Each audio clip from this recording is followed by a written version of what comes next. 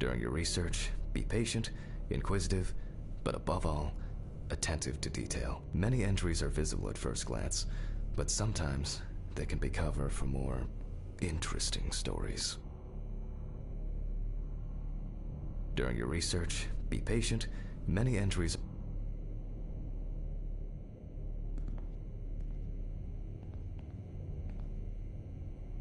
Scalpel, scissors, syringe, magnifying glass, knife. I guess I forgot to clean the knife.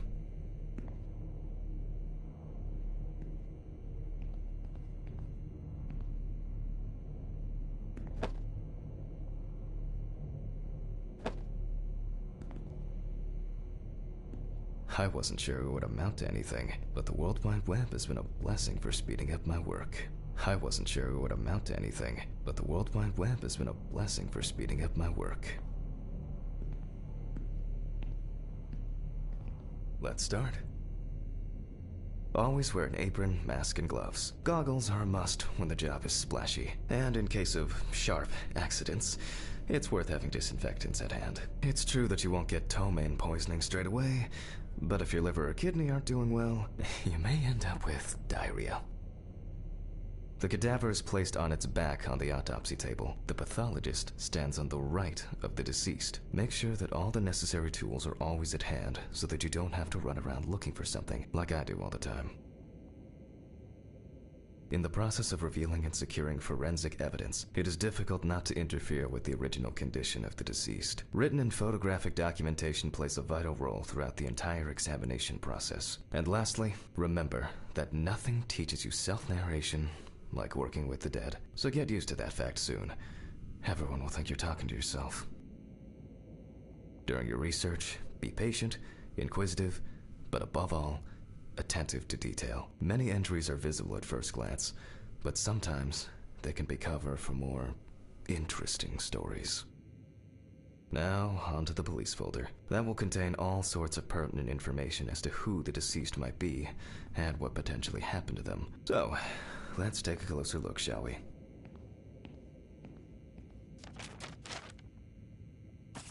The deceased's name is Tobias Chambers, locally known as Old Toby. Homeless and unemployed for at least a couple of years. The deceased was found on the outskirts of a parking lot at a gas station, where he often begged and persistently offered drivers to wash their car windows.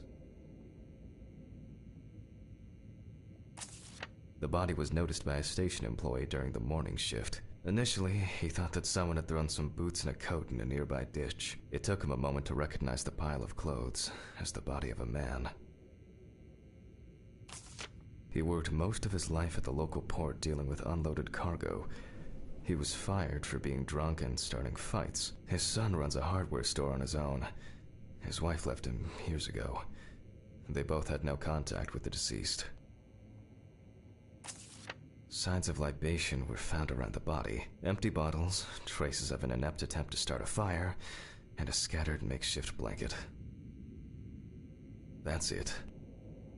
It's worth remembering the context around the scene of a death. This allows you to better interpret any traces found on the body. I shouldn't start the procedure without gloves.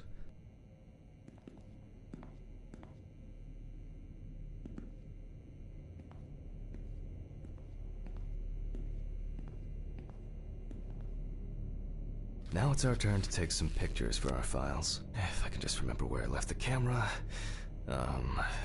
It's in here somewhere.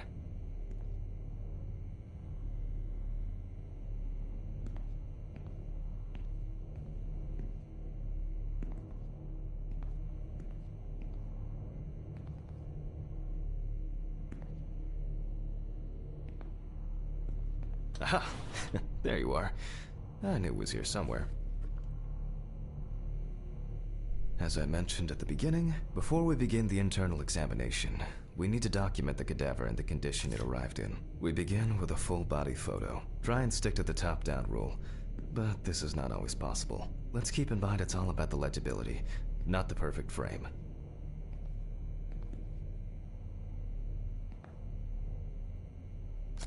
Voila! Now we move on to the next step, looking for traces. Take your time. Look at the corpse from different sides, from different angles, up close, and from a distance. You're looking for anything out of the ordinary.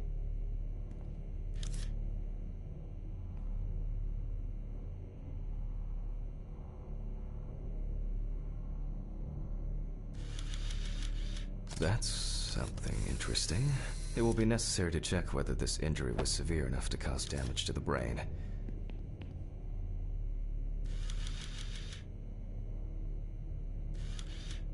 Some wounds in the feet and signs of frostbite, probably because the subject's shoes were too small.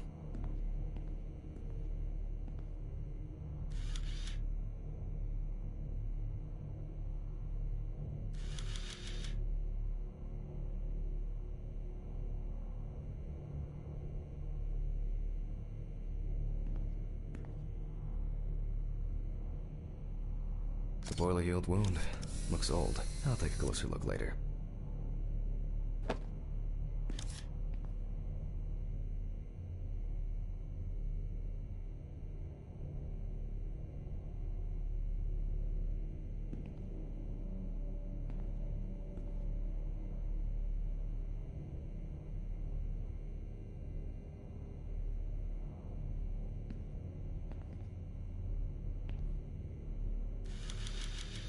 Hardened hands, worn out by physical work, and frostbite?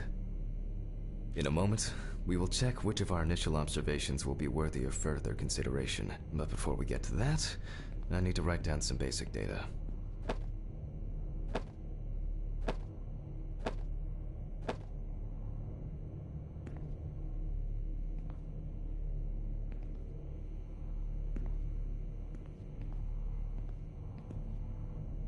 Personal information. The deceased was unclothed. Date.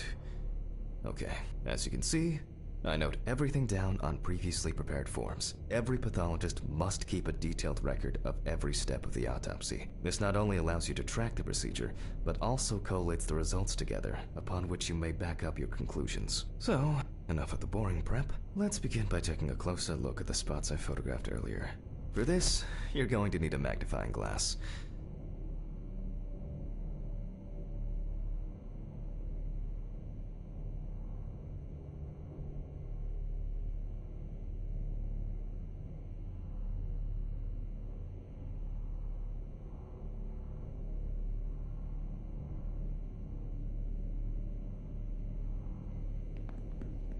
Scalpel, scissors, syringe, magnifying glass, knife.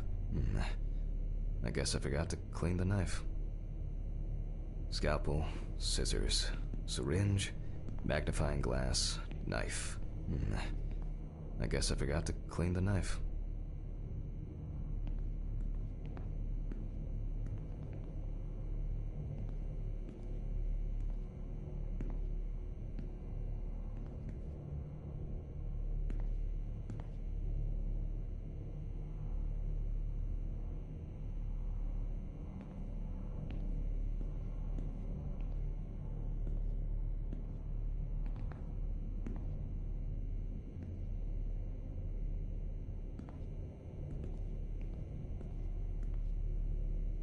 Scalpel, scissors, syringe. Scalpel.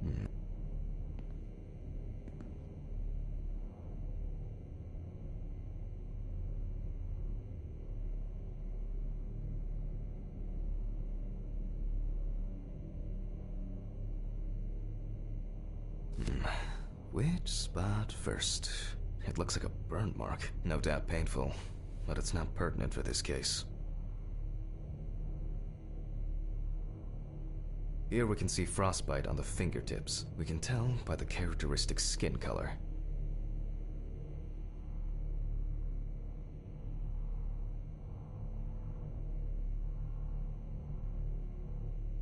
I can confirm the presence of ecchymosis on the deceased man's head. The appearance indicates the intravital nature of the wound. Add alcohol, which I can clearly smell, and this was an accident just waiting to happen.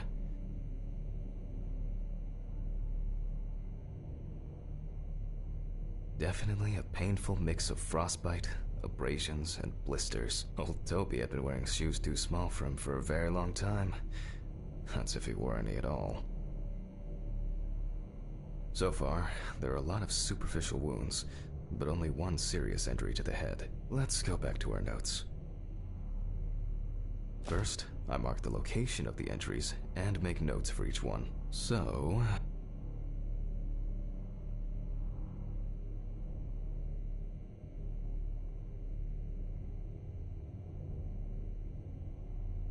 the head wound.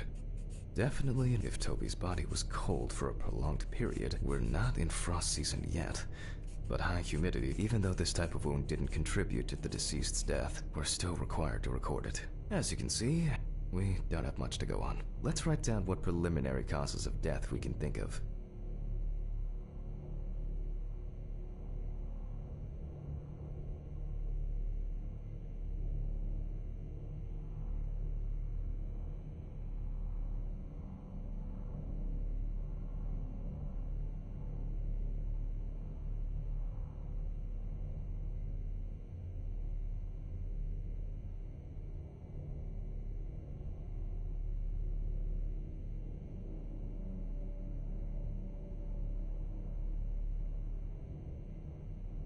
Various types of accidents are common. The nights have been particularly now. Considering the conditions, and this is of no interest to us.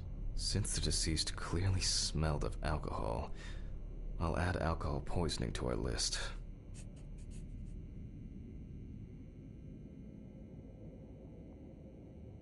We still have one thing left from the basics: rigor mortis. Well, we take our deceased by the hand, gradually we raise it,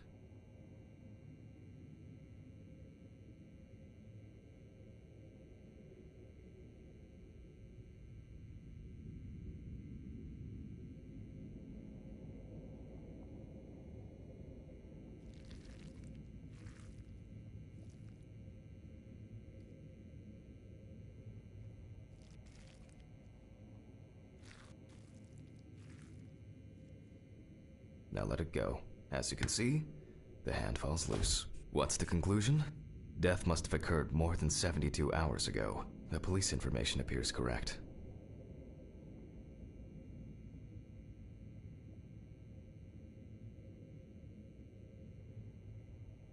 Head trauma seems the most promising, so we'll start there. For this, I need an oscillating saw.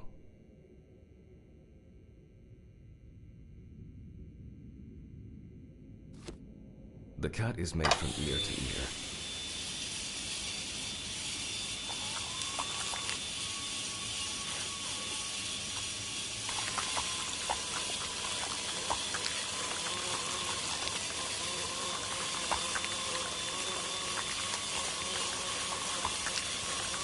After which, we remove the skin and the top of the skull.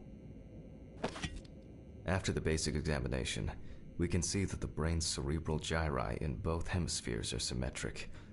The brain looks good. Let's take a cross-section.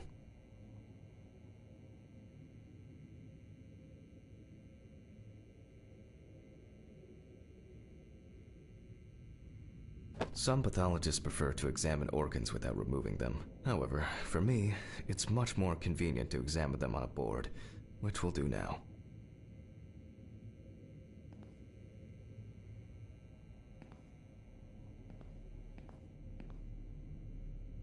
Holding a long, narrow blade knife in the dominant hand, we slowly cut the cranial nerves on both sides, all the time pulling the brain towards us.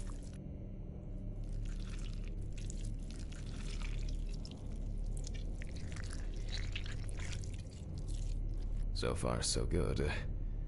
The hematoma seems to have had no effect on the brain.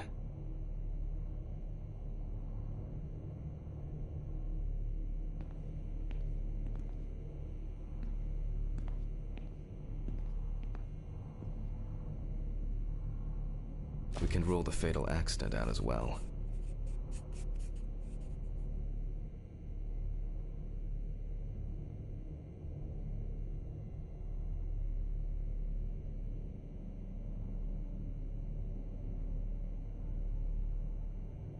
Brain is in good condition, so we have no choice but to proceed to the internal examination of the other organs.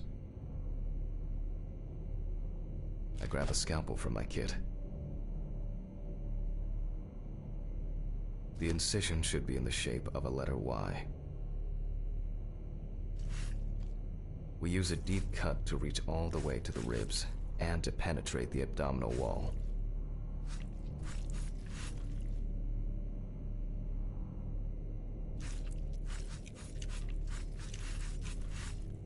All right, now we peel back and separate the skin.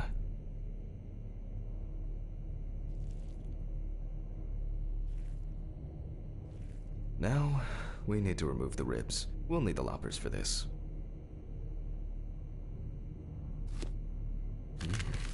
Quite a satisfying crunch, for some anyway. After removing the cartilage tissue, we instantly notice two things. Firstly, there is no congestion of the internal. You can see widespread black and tarry deposits. Despite the tragic condition of the lungs, they are not the cause of death. Alice smoked too. It didn't kill her, but... what was I talking about? Lungs. Yes. Advanced inflammation.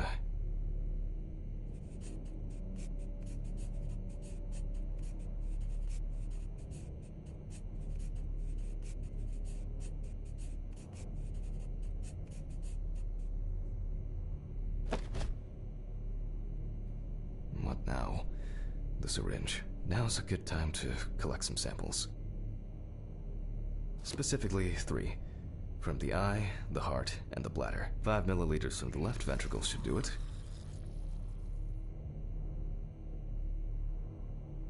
But from the bladder, we draw about 10 milliliters of fluid. Vitreous humor analysis is very useful in indicating long-term alcohol abuse. Now we take our samples to the centrifuge, but before I do that, I need to find my notebook. My dyscalculia means that I always double-check the settings. Please excuse me while I run and fetch it.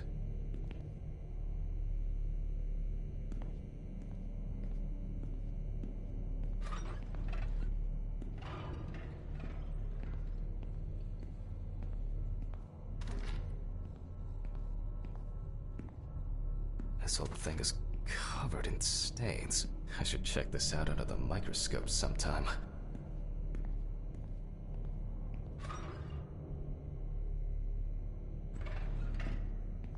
Let's get back to the examination. We put all of the samples into the rotor.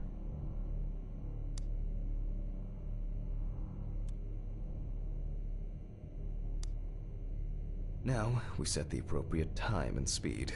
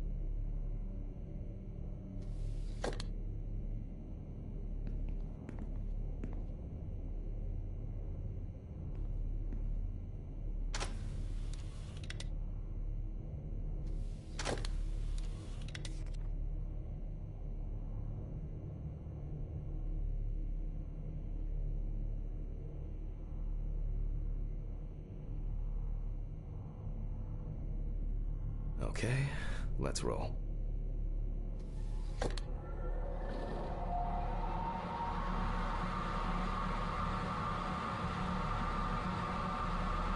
Oh shit, the fuses again.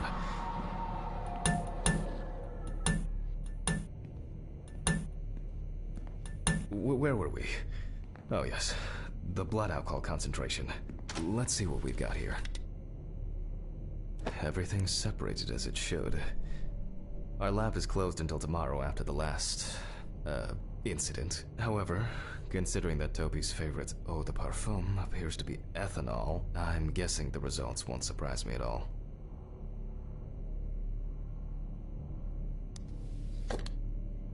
Let's go further. We will now focus on the cardiovascular system, specifically the heart.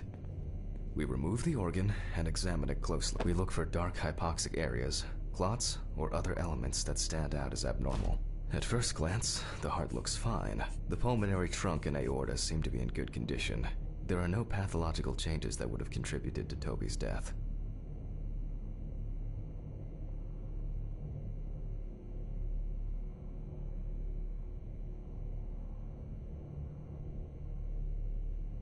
Now let's take a closer look at the stomach. Size is normal, healthy, pink color.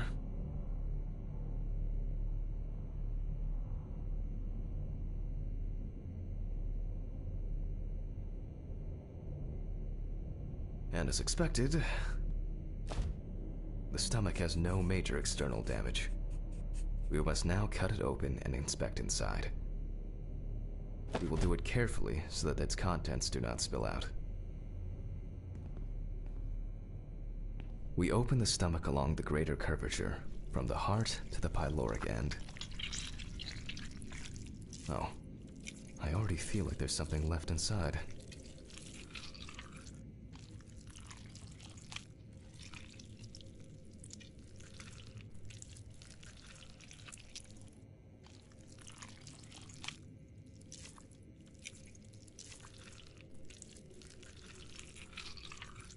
Okay, large amount of gas, small amounts of yellow, grayish food content, resembling some kind of meat. Either our deceased hadn't eaten in days, or the bulk of his stomach had already found a way out. Looks like I'll have to find the missing contents.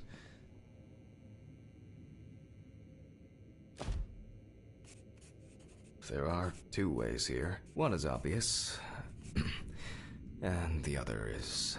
It couldn't have been suffocation. Could it? I'll add this to the list and move on to the deceased's neck.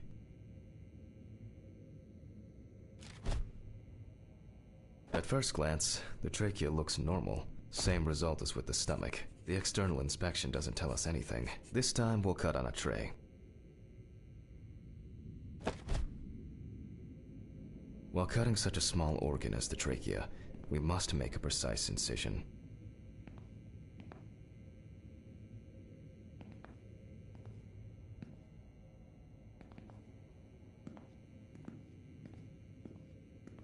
To be able to cut with the very tip of the blade, we must hold the scalpel as we would a pen.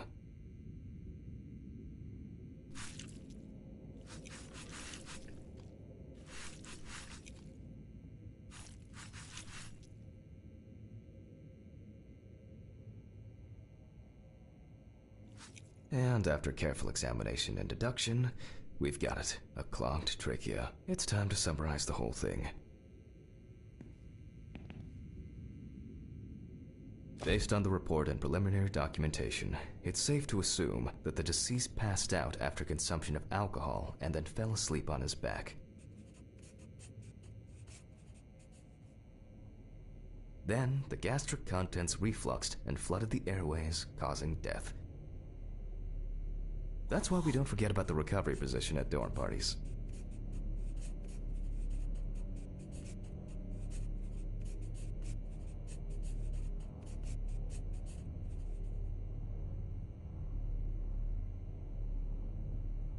And now it's all clear. The death was the mystery is solved. But for us, this is not the end. First, the dead body needs to be cleaned up.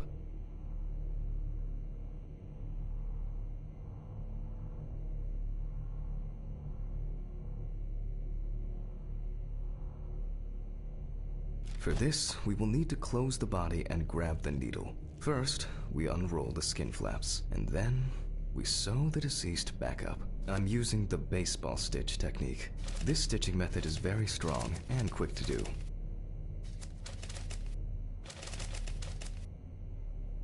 Beautiful.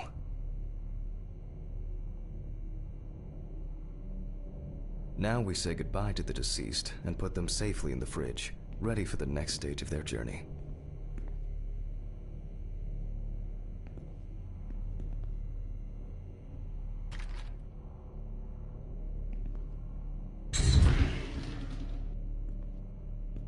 God, I'm tired. I'll drop these samples off at the lab on the way to the bar.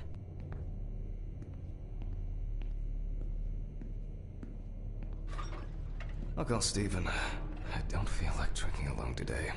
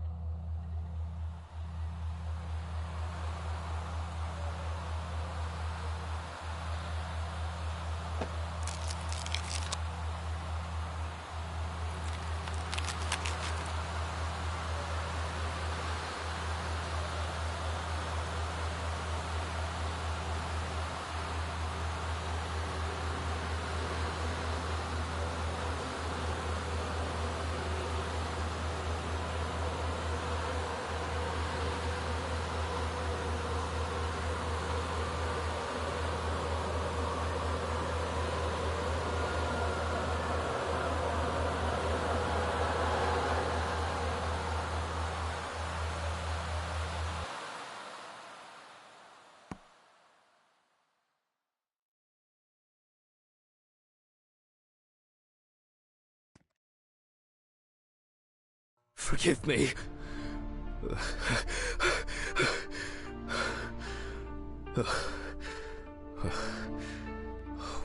What?